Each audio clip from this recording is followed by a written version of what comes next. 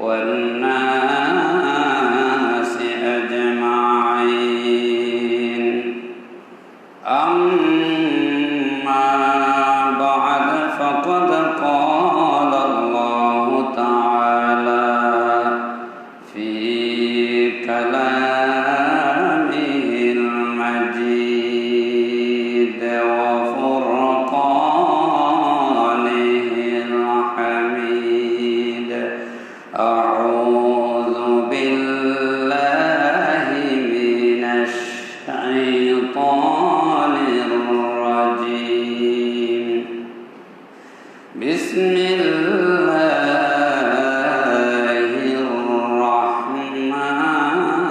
الرحمن الرحيم فخرج منها خائفا يترقب قال رب نجني من القوم الظالمين صدق الله مولانا العظيم وصدق رسوله النبي الحبيب الكريم ونحن على ذلك لمن الشاهدين والشاكرين والحمد لله رب العالمين ربي صل وسلم وبارك عليه قال الله تعالى في شان حبيبه آمرا ومخبرا إن الله وملائكته يصلون على النبي يا أيها الذين آمنوا صلوا عليه وسلموا تسليما صلى الله على محمد وآله وأصحابه وسلم اللهم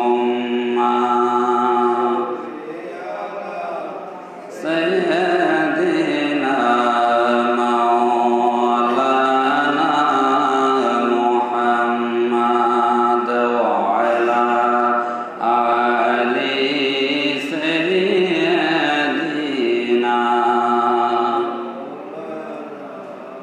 يا رسول الله حبيبي خالق کے تاتوئی برگزیدہ ذوالجلال پاک و بے ہم تاتوئی اللہم صلی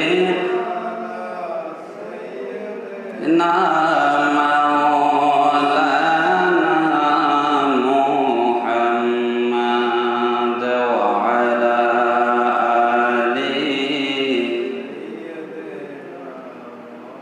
صلاة يا رسول الله عليكم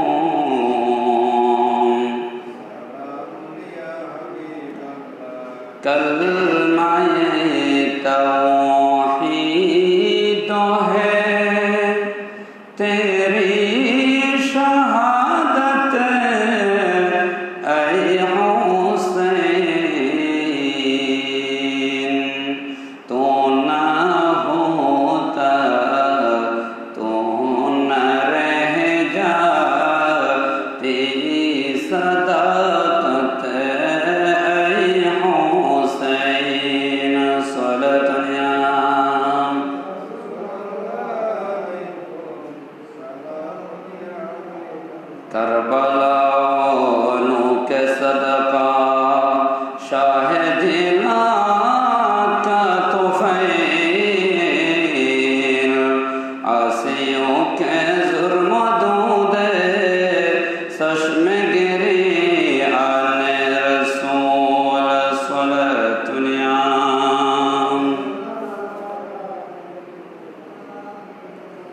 হে হোসেন নবীজির আওলাদ সালাম জানাই মোরা তোমায়। হে হোসেন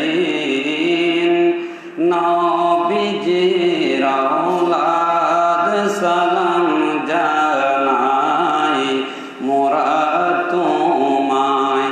জানে না কেমন করে ছিলেন নবী সোনার মদিনায়। জানি না কেমন করে ছিলেন নবী সোনার মদিনায়।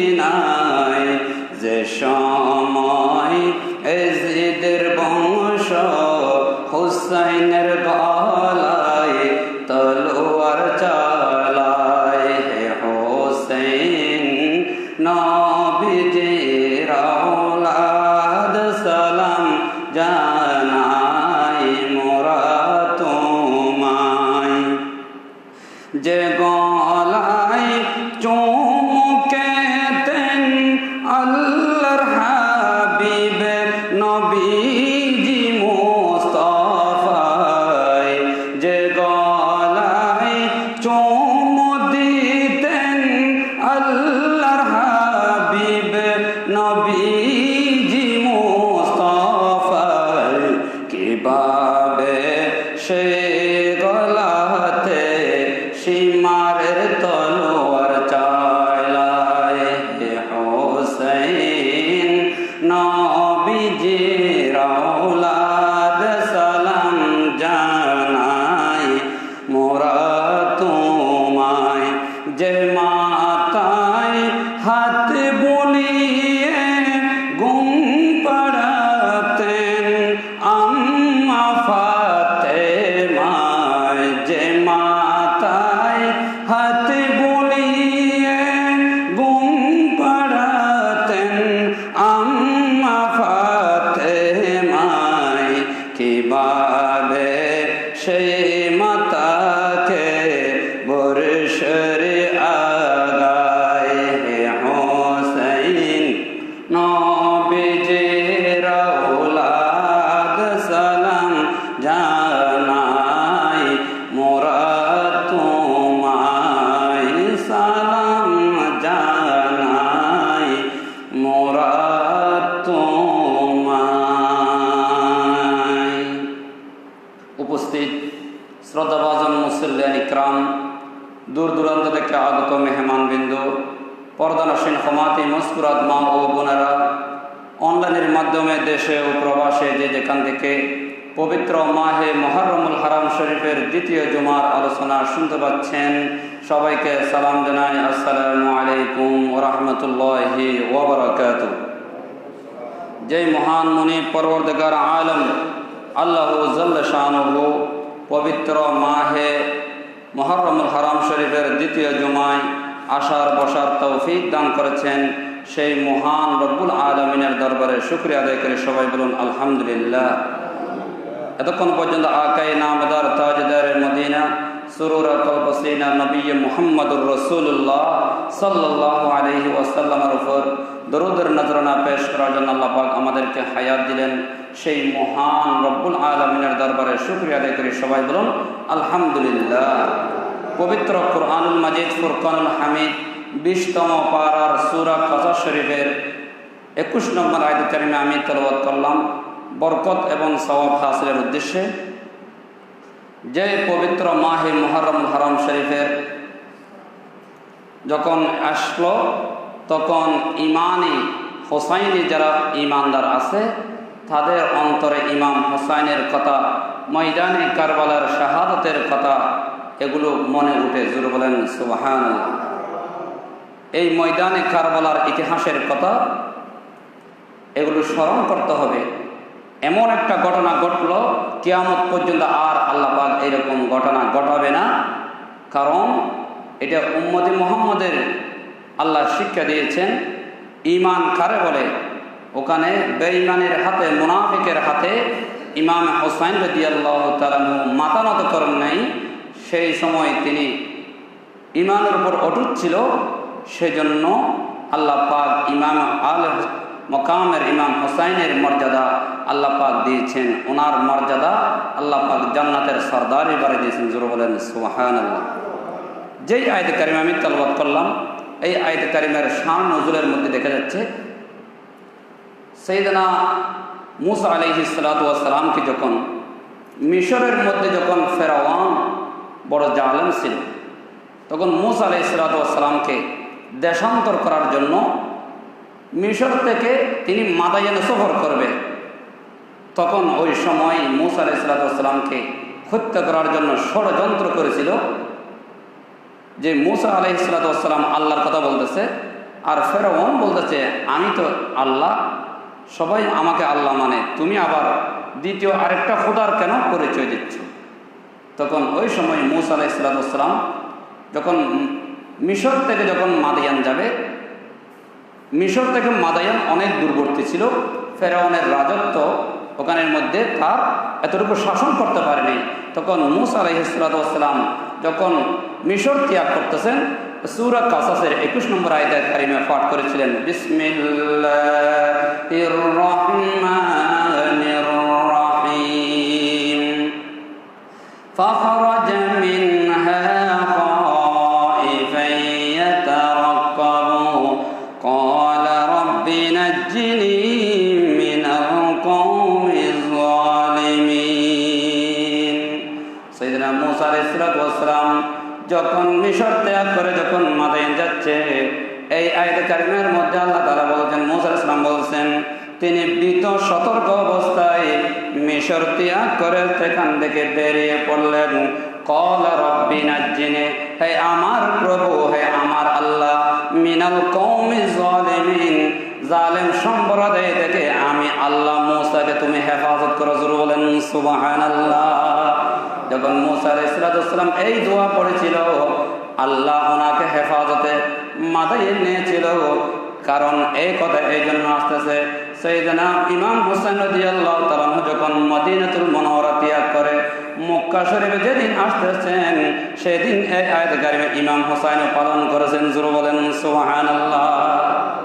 ইমাম হোসেন রাদিয়াল্লাহু তাআলা যখন জন্ম হলেন, জন্ম হওয়ার পরে তখন আমার নবীজি বেশি বেশি আদর করতেন। তখন একদিন হঠাৎ করে আবু সাঈদ খুদরি রাদিয়াল্লাহু তাআলা হাদিস খানার মধ্যে শাওয়াহিদুন নবুওয়াত কিতাবের ভিতরে বর্ণনা করলেন। তখন আবু সাঈদ খুদরি রাদিয়াল্লাহু তাআলা বর্ণনা করতেছেন, আমরা সাহাবায়ে কেরাম মসজিদে নবী শরীফের মধ্যে উপস্থিত, হঠাৎ করে আমার নবীজি ইমাম হোসেনকে ডান কাঁধের মধ্যে নিলেন, আর আমার নবীর আওলাদ হযরত সাইয়েদনা ইব্রাহিম রাদিয়াল্লাহু তাআলা কে বাম কানের মধ্যে যখন নিলেন, দুইজনকে খেলা দিচ্ছে।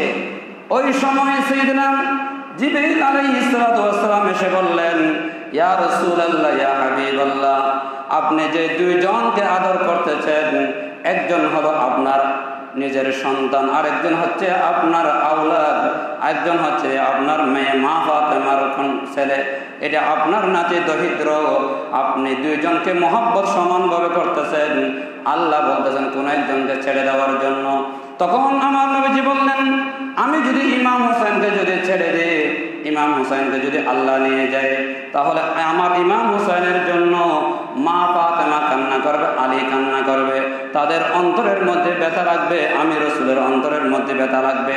তার চেয়ে আমার সন্তানকে ইব্রাহিমকে যদি দিয়ে দিই, তাহলে আমি রাসূল কষ্ট পাবো, আর তো কেউ কষ্ট পাবে না। জোরে বলেন সুবহানাল্লাহ। এই কথা বলার সঙ্গে সঙ্গে আমার নবীজি নিজের সন্তানকে ছেড়ে দিলেন।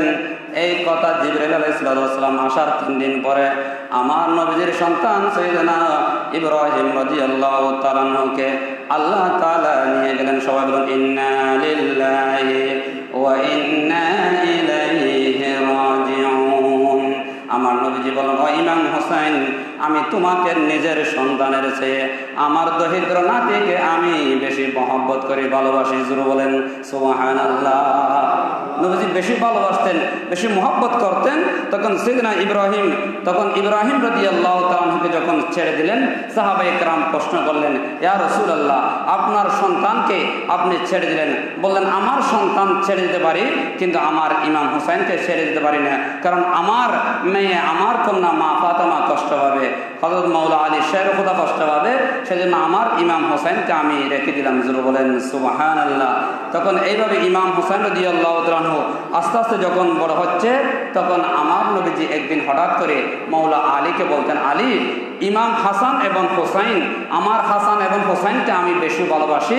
সেই জন্য হাদিসে পাকের মধ্যে আছে, قال النبي صلى الله عليه وسلم الحسن والحسين اسمان من أهل الجنة।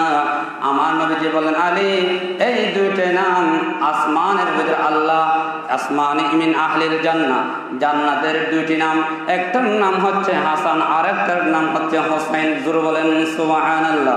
এই কথা বলার পরে আমার নবীজি আবার হাদিস শরীফের মধ্যে বললেন, ইন্নাল হাসান ওয়াল হোসাইন হুমা রাইহানি মিনাদ দুনিয়া। আমার ইমাম হাসান, নিশ্চয় আমার ইমাম হাসান এবং হোসাইন দুনিয়ার মধ্যে দুইটি ফুল, মিনাদ দুনিয়া, এটা আমার নবীর কাছে দুইটি ফুল। এই ইমাম হাসান ও হোসাইনকে আমি নিজের সন্তানের চেয়ে বেশি ভালোবাসতাম, আমার নাতিকে আমি মহব্বত করতাম। জোরে বলেন সুবহানাল্লাহ। জোরে বলেন না সুবহানাল্লাহ। এই কথা বলার সঙ্গে সঙ্গে আমার নবীজি আবার বললেন, আলী শোনো, আল্লাহ আমাকে ওহীর মাধ্যমে জানিয়েছেন, আল হাসান ওয়াল হুসাইন সাইয়্যিদাতুন নিসাই শাবাবি আহলিল জান্নাহ।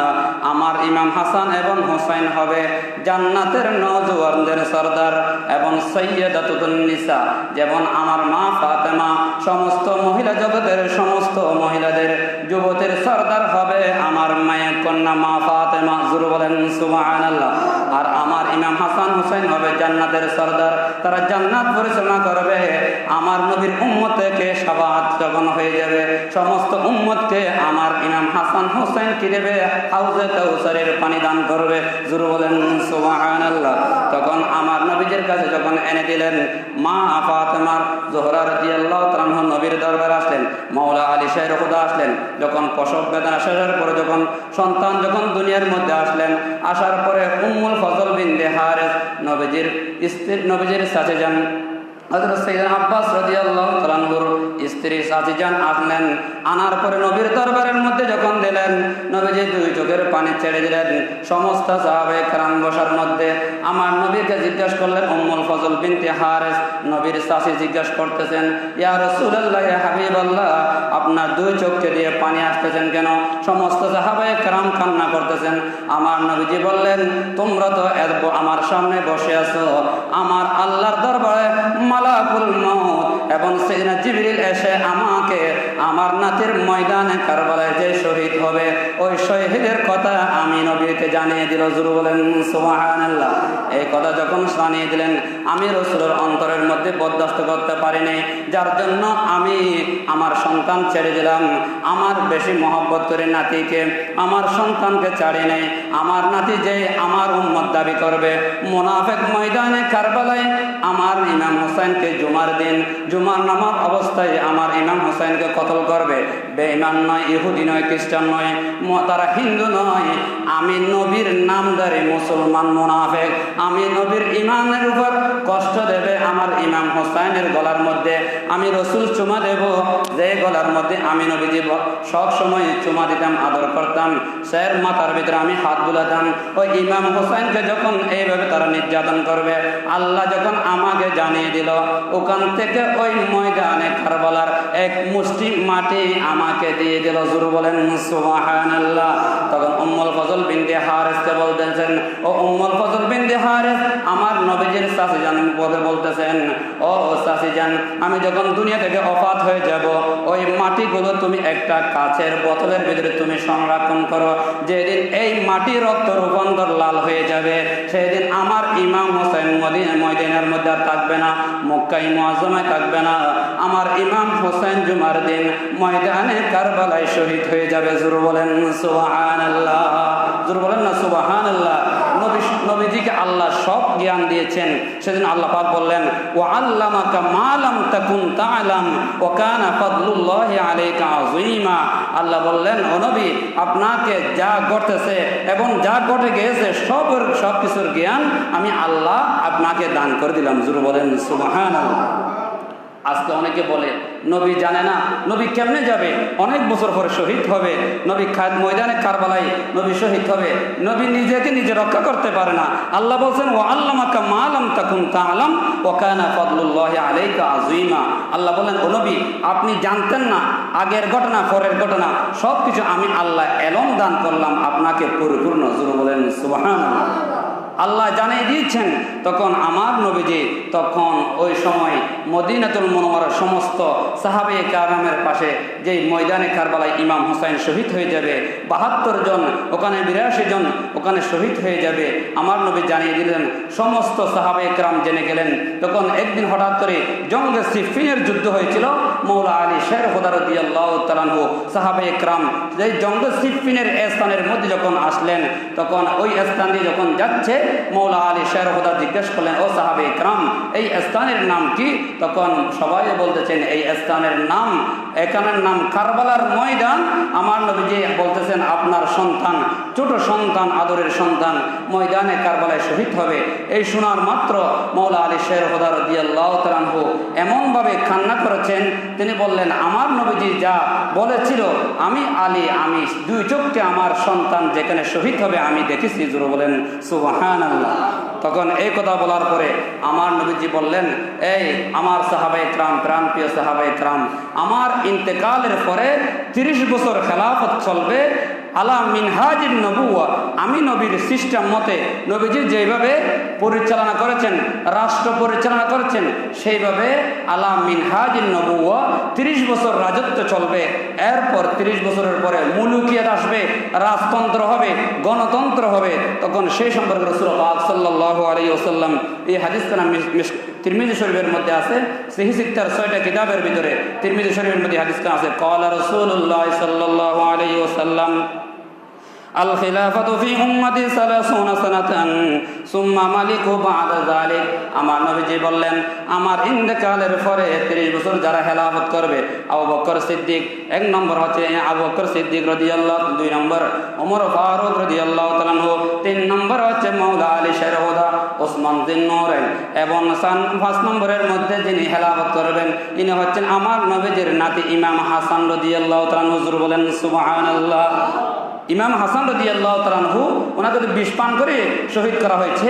উনিও ৬ মাস রাজত্ব করেছেন আমার নবীর সিস্টেম মতে, পরিচালনা মতে তারা ৩০ বছর কি করেছেন, রাজত্ব করেছেন।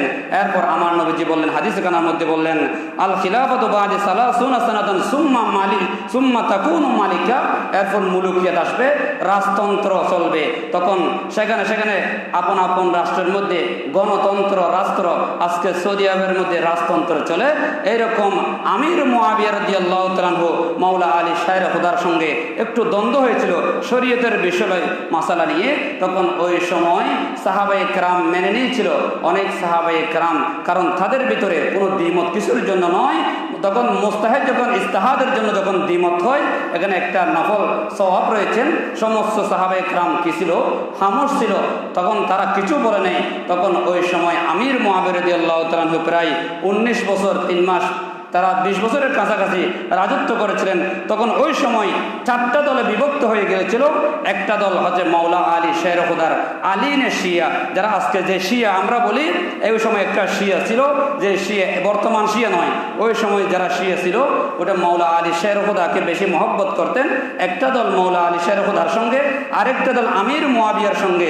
তখন আরেকটা দল হঠাৎ করে বাহির হলো, তারা বলতেছেন আমরা খারজি। তারা নামাজের মধ্যে পাক্কা ছিল, তারা রোজার মধ্যে বেশি পাক্কা ছিল, এবং তারা এই কোরআন তেলাওয়াতের মধ্যে এত সুন্দর ছিল।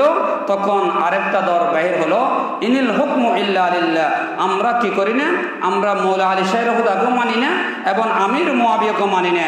তারা বলেন ইনিল হুকমু ইল্লা লিল্লাহ, আল্লাহর কোরআনের হুকুম মানি, আমরা নবীর হুকুম মানি না, সাহাবায়ে কেরামের হুকুম মানি না। জোর বলেন নাউযুবিল্লাহ। তখন ওই সময় চারটা দল বিভক্ত হয়ে গিয়েছিল। তখন তাদের মধ্যে বড় খারাপ ছিল খারজি। তারা ইতিহাস অনেক, আপনারা ইতিহাস জানবেন, ইতিহাসের মধ্যে ইসলামিক হিস্ট্রির মধ্যে আছে। তখন ওনারা যে এমনভাবে তিনজন সাহাবায়ে কেরামের কোনো আদেশ মানতেছে না, তারা বললেন শুধু আল্লাহর হুকুম মানবো, নবীর হুকুম মানবো না। তখন এইভাবে যখন ঘোষণা দিল, তখন আমার ইমাম হোসেন রাদিয়াল্লাহু তাআলা আনহুকে আমার নবীজি বললেন, ইমাম হোসেন অন্য উম্মতি সাতুকুতাল ইবনে হাজা, আমার ইমাম হোসেনকে যেদিন ময়দানে কারবালায় শহীদ হবে সেই দিন আকাশ মেঘাচ্ছন্ন হয়ে যাবে। আকাশ থেকে কি পড়বে? রক্ত পড়বে, বৃষ্টির ফোঁটা পানি পড়বে না, সেই দিন পড়বে। সেই দিন থেকে 7 দিন পর্যন্ত বৃষ্টির ফোঁটার বিনিময়ে আমার ইমাম হোসেনের যেই রক্ত পড়বে মানুষের গায়ে। ইন্ন উম্মতি সাতুকুতাল, আমার এমন কতগুলো উম্মত আছে, মাথায় কি আছে? টুপি আছে, দাড়ি আছে, জুব্বা আছে, ফাগড়ি আছে, আবুবা সব আছে, কিন্তু নবীর উম্মত দাবি করে। কিন্তু মুনাফিক ওই ময়দানে কারবালায় ক্ষমতার লোভে ইমাম হোসেনকে শহীদ করেছিল। একদিকে দেখাইছিল ইমানি চেহারা, আরেক দিকে ছিল মুনাফিকের চেহারা। ঠিক কিনা কথা বলেন? আপনারা এই ইতিহাস, লম্বা ইতিহাস জানেন। কিন্তু ওই সময় ইমাম হোসেন রাদিয়াল্লাহু তাআলা আনহু নবীর আদর্শ, নবীর শিক্ষা মতে তিনি বাতিলের কাছে মাথা নত করে নেই। আমরাও সেখান থেকে শিক্ষা নেব। ইমাম হোসেন যেমন বাতিল ফেরকার কাছে যখন মাথা নত করে নেই, আমরাও বাতিল ফেরকার কাছে মাথা নত করবো না। এটা হচ্ছে ইমানই দায়িত্ব। জোর বলেন সুবহানাল্লাহ। এই শিক্ষা ময়দানে কারবালায় ইমাম হোসেন দিয়ে গেছিলেন। আজকে তো আমরা কি করি? আমরা মুনাফিকের কাছে নত হয়ে যাই, টাকা দিলে টাকার কাছে বিক্রি হয়ে যাই। ইমাম হোসেন বললেন আমি এটার জন্য ইমাম বিক্রি করতে পারি না, দুনিয়ার লোভে আমি ইমান বিক্রি করতে পারি না। তখন ইমাম হোসেন রাদিয়াল্লাহু তাআলা আনহু তখন ওখানের ভিতরে পৃথিবীর মধ্যে তিনি যখন আস্তে আস্তে যখন বড় হচ্ছে, তখন ওই সময় আমির মুআবিয়া রাদিয়াল্লাহু তাআলা আনহু যখন ক্ষমতা যখন শেষ হয়ে গেল, ইন্তেকাল করলেন, সবাই বলেন ইন্না লিল্লাহি ওয়া ইন্না ইলাইহি রাজিউন। তখন ওই সময় ওনার একটা সন্তান ছিল ইয়াজিদ, তিনি সেই বাপ ছিল একজন কাতেবে ওহী, এবং ওনার বাবা আমির মুআবিয়া রাদিয়াল্লাহু তাআলা আল্লাহর প্রিয় নবী সাহাবা ছিলেন, এবং আল্লাহ নবীর এবং কি ছিলেন? কাতেবে ওহী ছিলেন। তিনি কোরআন শরীফ যখন নাজিল হতেন আমার নবীজি লেখার জন্য ওনাকে দায়িত্ব দিয়েছিল। কিন্তু ওনার ঘরের ভিতরে যে ইয়াজিদ এমনভাবে যে ক্ষমতার লোভে ইমাম হোসেন রাদিয়াল্লাহু তাআলা আনহুর দরবারে মদিনাতুল মুনাওয়ারার তখন বারবার চিঠি আসতেছে, কিতাবের ভিতরে আসতেন, প্রায় 1200 অথবা 1500 চিঠি বাড়িয়েছেন, অথবা 150 চিঠি বাড়িয়েছেন।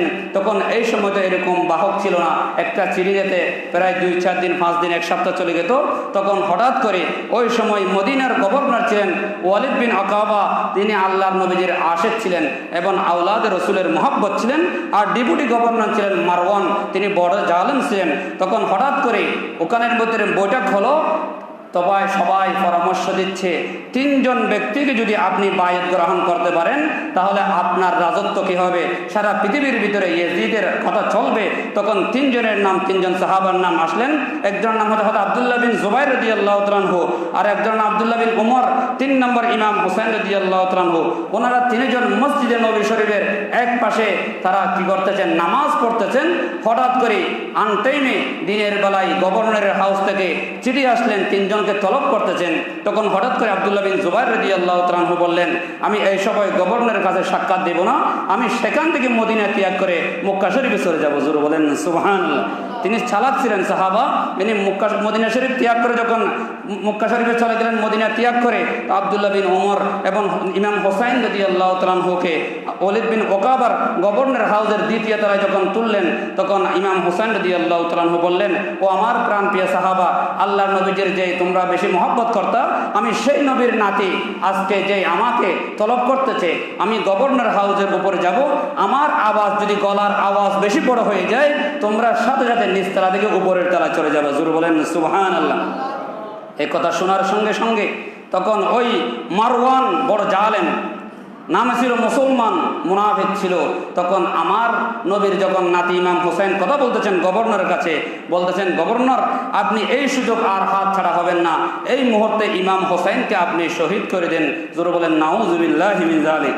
যখন এই কথা বলার সঙ্গে সঙ্গে ইমাম হোসেন বললেন ইয়া ইবনুজ জারাকা, তোমার মা এবং তোমার বাবার তোমাদের পরিবার সহ, ইবনুজ জারাকা মানে গিরগিট, আমাদের যে লফিনি বলি, ইয়া ইবনুজ জারাকা, তোমাদের বংশসহ সবাই আমার নবীর রক্ত শোষণ করে তোমরা মুনাফিকি করেছো, খেয়েছো, তোমরা আজকে আমি নবীর নাতির সঙ্গে মুনাফিকি করতেছো। তখন আমার ইমাম হোসেন বলছিল ইয়া ইবনুজ জারাকা, তোমরা যেই লফিনির মতো একটা যেই জারাকার মতো তোমরা আজকে আমাকে ইমাম হোসেনকে শহীদ করার জন্য যখন বললেন, তখন আমার ইমাম হোসেন রাদিয়াল্লাহু তাআলা আনহু সেখান থেকে বাহির হয়ে রাত সন্ধ্যা হয়ে গেল। তখন আল্লাহর নবীজি সাহাবায়ে কেরামের যে যত সাহাবায়ে কেরাম আছে ইমাম হোসেনের সঙ্গে বৈঠক হলো, মুশাওয়ারা হলো, তখন তাদের সাথে সাক্ষাৎ করে আমার নবীজি তখন নবীজির রওজা মুবারকের সামনে গিয়ে ইমাম হোসেন রাদিয়াল্লাহু তাআলা আনহু জিয়ারত করতে করতে আল্লাহর নবীকে বলতেছেন ইয়া রাসূলুল্লাহ, ইয়া হাবিবাল্লাহ, আপনার কোলে আমি বড় হয়েছি, আমার গলায় আপনি চুমা দিয়েছেন, আমার কপালে আপনি চুমা দিয়েছেন, আমার যখন কি থাকতো সাহাব অন্যান্য মানুষের সন্তানগণ যখন ঘোড়ার উপর চড়ত, আপনি নবীর কাছে ঘোড়া ছিল না, আপনি যখন নামাজ যেতেন আপনার উপর আমি কি উঠে যেতাম, যখন সিজদা দিতেন আমি উঠে যেতাম, আপনি রসুল সিজদা বেশিক্ষণ দীর্ঘক্ষণ করতেন, এবং আমার যখন পিপাসা লাগতো আপনার নূরানি জিব্বা মুবারক বাহির করে দিতেন, আমি হুসাইন আপনার জিব্বা মুবারক চষতাম। জোরে বলেন না সুবহানাল্লাহ, জোরে বলেন না সুবহানাল্লাহ। ইমাম হোসেন রাদিয়াল্লাহু তাআলা আনহু বললেন ইয়া রাসূলুল্লাহ, ইয়া হাবিবাল্লাহ, মদিনা শরীফ আর থেকে যাবে না, আমাকে যখন এই ইন্টারভিউর মধ্যে আমাকে তলব করা হচ্ছে, ইয়া রাসূলুল্লাহ, ইয়া হাবিবাল্লাহ, আপনাকে মায়া ত্যাগ করে মদিনার মায়া ত্যাগ করে মক্কা শরীফে চলে যাচ্ছি। যখন যখন এসে গেলেন ঘুমের ভিতরে ওই সময়ের ভিতরে আমার নবীজি রওজা মুবারক থেকে বাহির হয়ে ইমাম হোসেন রাদিয়াল্লাহু তাআলা মাথার ভিতরে হাত বুলা দিলেন, ও ইমাম হোসেন, তোমার জীবনের ভিতরে এমন মুসিবত আসবে, বড় বড় মুসিবতের পাহাড় আসবে, ওই সময় তোমার থেকে ধৈর্য ধারণ করতে হবে এবং আমার নবীর ঈমানকে তোমার রক্ষা করতে হবে। জোরে বলেন সুবহানাল্লাহ। এরপর আমার নবী দোয়া করলেন আল্লাহুম্মা আতিল হুসাইনা সাবরান ওয়া আজরা, আল্লাহুম্মা আতিল হুসাইনা সাবরান ওয়া আজরা, আল্লাহুম্মা আতিল হুসাইনা সাবরান ওয়া আজরা। জোরে বলেন সুবহানাল্লাহ। আমার নবীজি ইমাম হুসাইনের মাথার উপর যখন নূরের হাত দিয়ে এই দোয়া যখন করলেন, ইমাম হোসেন রাদিয়াল্লাহু তাআলা চোখ ভেঙে গেলেন, বললেন আমার নবীকে আর দেখতে পাই নাই। সেখান থেকে আমি জান্নাতুল মুআল্লা গেলাম, আমার মায়ের কবর জিয়ারত করলাম, আমার ভাই ইমাম হাসানের কবর জিয়ারত করার পরে আমি মক্কা শরীফের মধ্যে যখন চলে আসলাম, আল্লাহ তাআলা পবিত্র কোরআন মধ্যে বললেন ওয়া মান দাখালাহু কানা আমিনা। জোরে বলেন সুবহানাল্লাহ। হেরামের ভিতরে যারা ঢুকে যাবে, ওয়া মান দাখালাহু কানা আমিনা, আল্লাহ বললেন তার হেফাজতের দায়িত্ব আমার আল্লাহর কুদরত করবে। জোরে বলেন সুবহানাল্লাহ। আর জোরে বলেন সুবহানাল্লাহ। তখন ইমাম হোসেন রাদিয়াল্লাহু তাআলা আনহু সবার থেকে বিদায় নিয়ে যখন মক্কা শরীফে যখন চলে আসতেছেন, তখন ইমাম হোসেন রাদিয়াল্লাহু তাআলা আনহু সেখানের মধ্যে সিটি আসতে আসতে তখন সবাই দেখতে পাচ্ছেন 1200-1300 সিটি যখন আসলেন, ইমাম হোসেন রাদিয়াল্লাহু তাআলা আনহু বললেন আমার সপরিবারকে যখন তালাশ করতেছেন, ইমাম হোসেন রাদিয়াল্লাহু তাআলা আনহু বললেন আমার ওই মুহূর্তের সময় আমার বিকল্প আমার প্রতিনিধি হিসাবে আমার ভাই হযরত মুসলিম বিন আকিল রাদিয়াল্লাহু তাআলা আনহু আমার পক্ষ হয়ে তিনি ময়দানে কারবালায় গিয়ে আমার পক্ষ দিয়ে কি করে আসবেন, তদারকি করে আসবেন, তিনি পরিচালনা করে আসবেন ইমাম হোসেনকে তারা কেন মহব্বত করে। তারা যদি আমার ভাইকে মহব্বত করে তাহলে বুঝতে পারবো আমি ইমাম হোসেনকে মহব্বত করে। জোরে বলেন সুবহানাল্লাহ।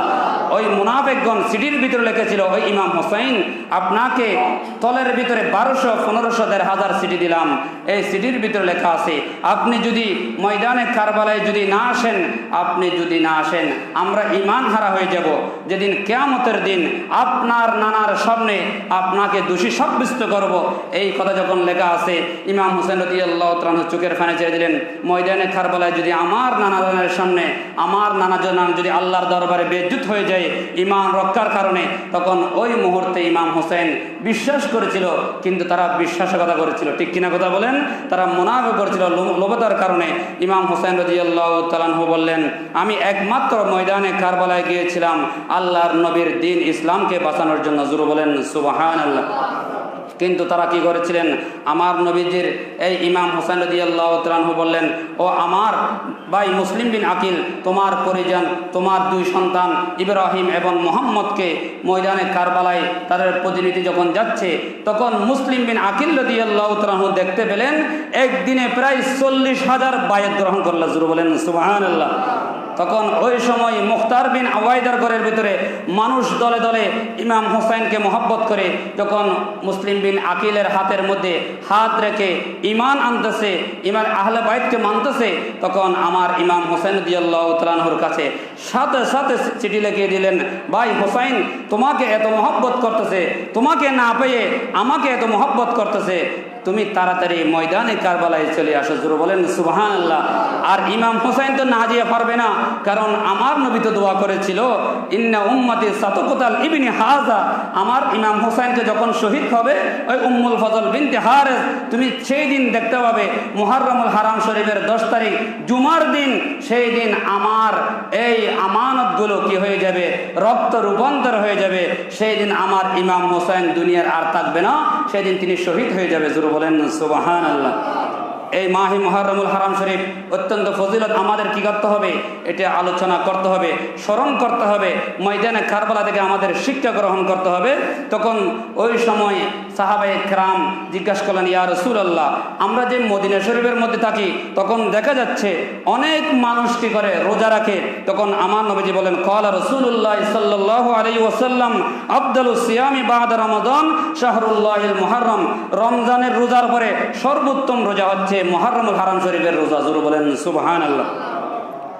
আবার বললেন, আমার নবীজি বললেন, ও আফদালুস সিয়ামি বা'দাল ফরিদাতি সালাতুল লাইল, ফরজ নামাজের পরে উত্তম নামাজ হচ্ছে তাহাজ্জুদের নামাজ। জোরে বলেন সুবহানাল্লাহ। যেমন রমজানের রোজার পরে সর্বোত্তম রোজা হচ্ছে মাহে মুহররমুল হারাম শরীফের 2টা রোজা, 3টা রোজা। আমার নবীজি 9 দিন রোজা রেখেছেন, 10 দিন রোজা রেখেছেন। এইভাবে আমার নবী শিক্ষা দিলেন। আমার নবীজি বললেন, ফরজ নামাজের পরে কিয়ামুল লাইল যেমন শ্রেষ্ঠ, মাহে রমজানের রোজার পরে মুহররমুল হারাম শরীফের রোজা শ্রেষ্ঠ। জোরে বলেন সুবহানাল্লাহ। এই হাদিসখানা মুসলিম শরীফের মধ্যে আছে, তিরমিজি শরীফের মধ্যে আছে, এবং এটা বুখারী শরীফের মধ্যে আছে। এরপর আমার নবীজির কাছে সাহাবায়ে কেরাম আরো জিজ্ঞাসা করেন, ইয়া রাসূলুল্লাহ, কদিমান নবিয়ুল মাদিনাতু ফারাআল ইয়াহুদা তাসুমু ইয়াওমান আশুরা, তখন আমার নবী যখন আশুরার দিন মদিনার এর রাস্তা দিয়ে যখন যাচ্ছে, তখন কিছু ইহুদির ছোট ছোট ছেলেরা দব বাজে বাজে তারা গান করতেছে। তখন ওই সময় কিছু কিছু ইহুদির মধ্যে রোজা রাখলেন।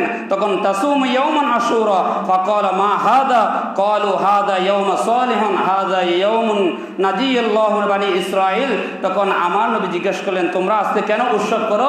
তখন বললেন, এই দিন বনি ইসরাইলের যেই মূসা আলাইহিস সালাতু ওয়াস সালামকে নীল নদের মধ্যে ডুবিয়ে মারার জন্য তারা ষড়যন্ত্র করেছিল, আল্লাহ পাক তাকে যে এই বিপদ থেকে মুক্তি দান করেছিল, তার বিনিময়ে আমরা একটা রোজা রাখি। তখন আমার নবী মিন আদুইহিম ফাসামাহু মূসা ক্বালা ফাআন্নাহু আহাক্কু বিমূসা মিনকুম ফাসামাহু আমারা বিসিয়ামিহি। তখন আমার নবীজি বললেন, তোমরা যে মূসা আলাইহিস সালাতু ওয়াস সালামকে যে এর বিনিময়ে একটা রোজা রাখো, তাহলে মূসা আলাইহিস সালাতু ওয়াস সালাম আমি নবী, তার চেয়ে আমরা আরো হকদার বেশি। জোরে বলেন সুবহানাল্লাহ। ইহুদির চেয়ে আমরা হকদার বেশি। তখন আমার নবীজি বললেন, ও আমার সাহাবায়ে কেরাম, ইহুদিরও রোজা রাখবে 10 তারিখ একটা, যদি আমার উম্মত যদি একটা রোজা রাখে, তাহলে ইহুদির সঙ্গে আমার উম্মতের সঙ্গে কি হয়ে যাবে? শামিল হয়ে যাবে। তাহলে তোমরা কি করবা? 9 তারিখ 10 তারিখ 2টা রোজা রাখবা, অথবা 10 তারিখ 11 তারিখ 2টা রোজা রাখবা। জোরে বলেন সুবহানাল্লাহ। তাহলে কি হয়ে যাবে? পৃথক হয়ে যাবে। তখন আমার নবীর কাছে আরো জিজ্ঞেস করেন সাহাবায়ে কেরাম, মা রাআইতুন নবী সাল্লাল্লাহু আলাইহি ওয়াসাল্লাম ইয়াতাহাররামা সিয়ামা ইয়াউমি ফাদলাতুন আলা গায়রিহি ইলা হাদাল ইয়াউম আশুরা ওয়া হাদাল শাহরা ইয়ানি শাহরু রমাদান। আমার নবীজি বললেন, সাহাবা তোমরা শোনো, এই দিন তারা যদি একটা রোজা রাখে আমরা দুইটা রাখবো, আমরা একটা রাখবো না, কারণ তাদের সঙ্গে শামিল হয়ে যাব। আমার উম্মত ইহুদি হতে পারবে না, আমার উম্মত মুমিন হতে হবে। জোরে বলেন সুবহানাল্লাহ। কারণ ইহুদির সঙ্গে আমার মুমিন, আমার উম্মতের সঙ্গে ডিবেট হতে হবে, পৃথক হয়ে যেতে হবে, একসঙ্গে দেখা যাবে না। তখন আমার নবী যখন এই শিক্ষা দিলেন, তখন মুহররমুল হারাম শরীফের আমাদের মানতে হবে। মুহররমুল হারাম শরীফের আশুরার দিন আমাদের কি করতে হবে? রোজা রাখতে হবে। তখন হাদিস শরীফের মধ্যে আছে, আশুরার দিন যে আমরা যে বিভিন্ন শর্তর বিভিন্ন দানা দিয়ে যখন আমরা ভাত পাগাই অথবা যে খিচুড়ি পাগাই খাবার রান্না করি, তখন এই সম্পর্কে আশুরার দিন সম্পর্কে কতিবে বাগদাদী রহমতুল্লাহ আলাইহি অথবা আবু হুরায়রা রাদিয়াল্লাহু তাআলা আনহু এই হাদিস কানার মধ্যে বললেন, ইন্না সাউদা আউয়ালু তাইরিন সাওমা আশুরা। যখন আশুরার দিন সাদর নামে একটা ফাঁকি, আল্লাহর একটা প্রাণী, সেই রোজা রাখলো সর্বপ্রথম। জোরে বলেন সুবহানাল্লাহ। আবু হুরায়রা রাদিয়াল্লাহু তাআলা বললেন, ইন্না সারদা আউয়ালু তাইরিন, তাইরিন মানে পাখি, বাট পাখি, সাওমা আশুরা, শোনো মানুষ রাখে নেই, সর্বপ্রথম রোজা রাখলো ওই পাখিটা। জোরে বলেন সুবহানাল্লাহ। তারপর এরপরে আবার আমার নবীজির আরেকজন সাহাবা বললেন, কুনতু আফাতুল লিনাতুল খায়রা কুল্লি ইয়াউমিন ফালাম্মা কানা ইয়াউমান আশুরা লাম ইয়াকুলহু। আমি 50-60 বছর আমার বয়সে আমি করলাম প্রতি বছর মুহররমুল হারাম শরীফের আশুরার দিন ভালো কিছু ফাগাইয়ে আমি ফাদিয়া দিয়ে আমার পরিবার পরিজনকে খাওয়ালাম। এবং মাহে মুহররমুল হারাম শরীফের 10 তারিখ যে কারবালার ময়দানে যারা শহীদ হয়ে গেল তাদের জন্য এবং কি করলাম, ফাতিহার ব্যবস্থা করলাম। আমি দেখলাম আমার ঘরের মধ্যে 50 বছর 60 বছর কোনো অভাব অনটন দেখিনি। আমার ঘরের মধ্যে আল্লাহ রিজিকের ব্যবস্থা করে দিলেন। জোরে বলেন সুবহানাল্লাহ। আবার আমার নবীজি বললেন, মান সাওমা আশুরা ফাকান্নামা সাওমা সানাতা ওয়া মান তাসাদ্দাকা বিহি কাসাদাকাতিহি সানাতা। যে ব্যক্তি আশুরার দিন কি করবে, একটু দুইটা রোজা রাখবে, আল্লাহ তাআলা তার পুরো জীবনের গুনাহ মাফ করে দেবে। জোরে বলেন সুবহানাল্লাহ। এবং যেই দিন সদকা করবে, আল্লাহ তাআলা তার সদকার বিনিময়ে হাসরের ময়দানে আমার নবী শাফাআত করবে। জোরে বলেন সুবহানাল্লাহ। এবং আবার আমার নবীজি আবার বললেন, মান ওয়াসা আলা ইয়ালাদিহি ইয়াউমা আশুরা লাম ইয়ানজালু ফি সিয়াতিন সানাতা। যে আশুরার দিন স্বীয় পরিবার পরিজনকে নিয়ে কি করবে, ভালো খাবার নিয়ে পরিজনকে নিয়ে সুন্দর খাবার নিয়ে খাবে এবং আল্লাহ পাক তার পরিবারের মধ্যে কোনোদিন অভাব অনটন রিজিকে কষ্ট পাবে আল্লাহ রাখবে না। কারণ আশুরার দিন আল্লাহ পাক বলেন সব কিছু দুনিয়ার যা ঘটলো সব আশুরার দিন আল্লাহ সৃষ্টি করেছেন। জোরে বলেন সুবহানাল্লাহ। আল্লাহ যখন সর্বপ্রথম পৃথিবী সৃষ্টি করেছিল সেই দিন ছিল আশুরার দিন। আল্লাহ পাক বলেন যেদিন সাইয়েদনা জিবরিল আলাইহিস সালাতু ওয়াস সালাম পৃথিবীর জমিনে তশরীফ এনেছিল সেই দিন ছিল আশুরার দিন, মুহররমুল হারাম শরীফের 10 তারিখ। এবং যেদিন রহমতের বৃষ্টির ফোঁটা পড়েছিল সেই দিন ছিল আশুরার দিন। এবং সাইয়েদনা আদম আলাইহিস সালাতু ওয়াস সালামের যে 350 বছর কান্নার পরে যে তাওবা কবুল করেছিল সেই দিন ছিল আশুরার দিন। এবং ইব্রাহিম আলাইহিস সালাতু ওয়াস সালামকে আগুনের কুণ্ডলি থেকে যেদিন ফেরাউন যে নমরুদের হাত থেকে আল্লাহ মুক্তিদান করেছিল সেই দিন ছিল আশুরার দিন। এবং ইব্রাহিম আলাইহিস সালাতু ওয়াস সালাম যেদিন জন্ম হয়েছিল সেই দিন আশুরার দিন। এবং সেদিন ইদ্রিস আলাইহিস সালাতু ওয়াস সালামকে যেদিন আসমানে জীবন্ত অবস্থায় আল্লাহ তুলে নিয়েছিল সেই দিন ছিল আশুরার দিন।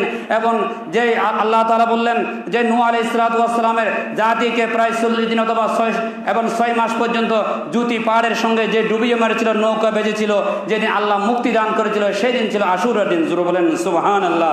এবং আইয়ুব আলাইহিস সালাতু ওয়াস সালামের যে এমন রোগে পোকা পর্যন্ত মুখের মধ্যে এসেছিল, কিন্তু আইয়ুব আলাইহিস সালাতু ওয়াস সালাম কোনোদিন আল্লাহর শিকায়ত করে নেই, সবসময় আল্লাহর প্রশংসা করেছিল। যেদিন তাকে রোগ থেকে মুক্তি দিয়েছিল সেই দিন ছিল আশুরার দিন। জোরে বলেন সুবহানাল্লাহ। এবং যেই মূসা আলাইহিস সালাতু ওয়াস সালামকে ফেরাউনের হাত থেকে মুক্তি দিয়েছিল, নীল নদ পার হয়েছিল সেই দিন ছিল আশুরার দিন। এবং যেদিন কিয়ামত যাবে সেই দিন জুমার দিন। এবং সেই দিন যাবে মুহররমুল হারাম শরীফের 10 তারিখ, আশুরার দিন যাবে, কিয়ামত সংঘটিত হবে। এইভাবে আল্লাহ তাআলা বললেন যেদিন ঈসা আলাইহিস আলাইহিসসালাতু ওয়াসসালামকে চতুর্থ আসমানে তুলানো হচ্ছে, সেই দিন ছিল আশুরার দিন। জোরে বলেন সুবহানাল্লাহ। এবং দাউদ আলাইহিসসালাতু ওয়াসসালামের দোয়া কবুল হয়েছিল আশুরার দিন। সুলাইমান আলাইহিসসালাতু ওয়াসসালামের যে রাজত্ব বিলকিসের হাত থেকে যে রাজত্ব চিনে নিয়েছিল সেই দিন ছিল আশুরার দিন। আবার যেদিন ফিরে দিয়েছিল সেই দিন ছিল আশুরার দিন। জোরে বলেন সুবহানাল্লাহ। মানে তাহলে দেখা যাচ্ছে কিতাবের ভিতরে সমস্ত ঘটনা ঘটলো আশুরার দিন। আমার নবীর কাছে সাহাবায়ে কেরাম জিজ্ঞাসা করলেন, ইয়া রাসূলুল্লাহ, কখন কিয়ামত হবে, মাতাসা, কখন কিয়ামত সংঘটিত হবে? আমার নবীজি কিন্তু সালের কথা বলে নেই, কিন্তু আমার নবীজি দিনের কথা বলে দিয়েছেন। মাহে মুহররমুল হারাম শরীফের 10 তারিখ বলে দিয়েছেন। জুমার দিন বলেছেন, সেই দিন হবে জুমার দিন, সেই দিন হবে মুহররমুল হারাম শরীফের 10 তারিখ। সেই দিন কি হবে? জুমার পরে আসরের ওয়াক্ত থেকে সন্ধ্যার ভিতরে এমনভাবে পৃথিবী কি হয়ে যাবে, দুয়া হয়ে যাবে। সেই দিন থেকে সূরা নামলের ভিতরে তাফসীরের ইবনে কাসিরের ভিতরে আছে, ওখানের ভিতরে আছে আজকে সেই দিন মুহররমুল হারাম শরীফের 10 তারিখ কি হয়ে যাবে, সংগঠিত হয়ে যাবে, কিয়ামত সংগঠিত হয়ে যাবে। আল্লাহ পাক বললেন কিয়ামত যাবে জুমার দিন মুহররমুল হারাম শরীফের, আবার সেই দিন আমি আল্লাহ পৃথিবী সৃষ্টি করেছিলাম। জোরে বলেন সুবহানাল্লাহ। সেই দিন একটা অত্যন্ত ফজিলতের পূর্ণ দিন। এদিন আমাদের কি করতে হবে? আমাদের পালন করতে হবে। যারা রোজা রাখবেন রোজা রাখবেন, দান খয়রাত করবেন, সদকা করবেন, কোরআন তেলাওয়াত করবেন, মিলাদ মাহফিল করবেন। এটা সওয়াবের কাজ, কোনো গুনাহের কাজ নয়। আল্লাহ পাক আমাদের প্রত্যেককে আশুরার দিন পালন করার তৌফিক দান করুক। ওয়া আখিরু দাওয়ানা আলহামদুলিল্লাহি রাব্বিল আলামিন। যারা সারা কাসুন নামাজ পড়েন, সারা কাসুন আদায় করেন। আসসালামু আলাইকুম ওয়া রাহমাতুল্লাহি ওয়া বারাকাতুহু।